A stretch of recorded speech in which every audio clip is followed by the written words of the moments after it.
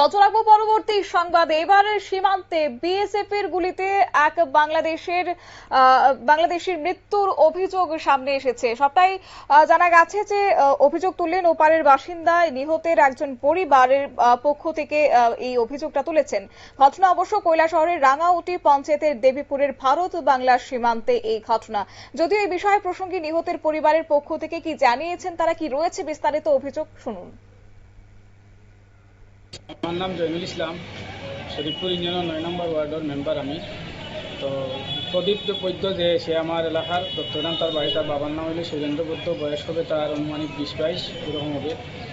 তো সে গতকালকে থেকে তার খোঁজখবরি পাওয়া যায় না, তার বাড়ির খোঁজখবরি পাইয়া না। সকালে আমরা জানাইছেন, তো আমরাও গেছি। তারপরে বিভিন্ন সূত্রে আমরা খবর যেটা পাইছি আর কি, যে ভারতের বিএসএফে তাই গুলি করে তারা মারছে এবং বর্তমানে তার লাশটাও আছে। আমরা জানছি যে কৈলাসের একটা হসপিটাল আছে। তো আমরা দাবি হইল গিয়া যে গরিব মানুষ খুব হত দরিদ্র, তার বাবা অসুস্থ মানুষ, ঘর বৈঠকি। তো আমরা যাতে খুব দ্রুত তার লাশটা ফেরত পাই বাংলাদেশ, আমরা সহযোগিতা করার লাগে। আমার নাম জয়ন্ত বৈদ্য, দত্তগ্রাম বাড়ি। আমার ছোট ভাই কালকে আসরের বাজারও গেছে। বাজারও যাওয়ার পরে আর সে আবার বাড়িতে আর ফিরে আসছে না। তখন আমার ভাই সারা রাত্রে খোঁজ করছি, কিন্তু আমার বাইরে পাই নাই। আজকে সকালে জানলাম যে ইন্ডিয়া বিএসএফ গুলি করে আমার ভাই মারা গেছে। তো আমার ভাই কৈলাসহর হসপিটাল আছে। এরপরে আমরা সকালে বিজিবির কাছে গিয়া জানাইছি, বিজিবি কইছে তারা জানছে না। অথচ এরপরে আমরা পুনরায় থানায় ইয়া জিডি করতে আসছি।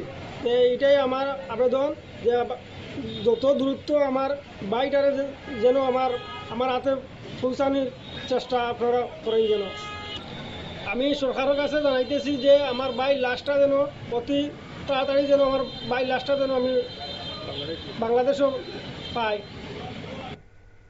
আপনারা শুনলেন ওপারের বাসিন্দা অর্থাৎ মৃতের পরিবারের পক্ষ থেকে বক্তব্য এবং অভিযোগ। বিএসএফ এবং ভারত বাংলাদেশের আন্তর্জাতিক সীমান্তের এলাকাবাসী তারা যেটা জানিয়েছেন যে দেবীপুর এলাকায় ভারত বাংলাদেশের আন্তর্জাতিক সীমান্তে 56 নম্বর এবং 57 নম্বর পিলারের মধ্যবর্তী স্থানে বিএসএফ জওয়ানরা শনিবার যখন পাহারারত অবস্থায় ছিল, তখন প্রচন্ড পরিমাণে বৃষ্টি হচ্ছিল। আর সেই সময়ে বাংলাদেশের কিছু চোরাচালান কারবারিরা এবং বাংলাদেশের কিছু দুষ্কৃতিকারীরা হঠাৎ করে ডিউটিরত অবস্থায় বিএসএফ জওয়ানদের উপর ঢিল ছুটতে থাকে এবং আক্রমণ চালিয়েছে।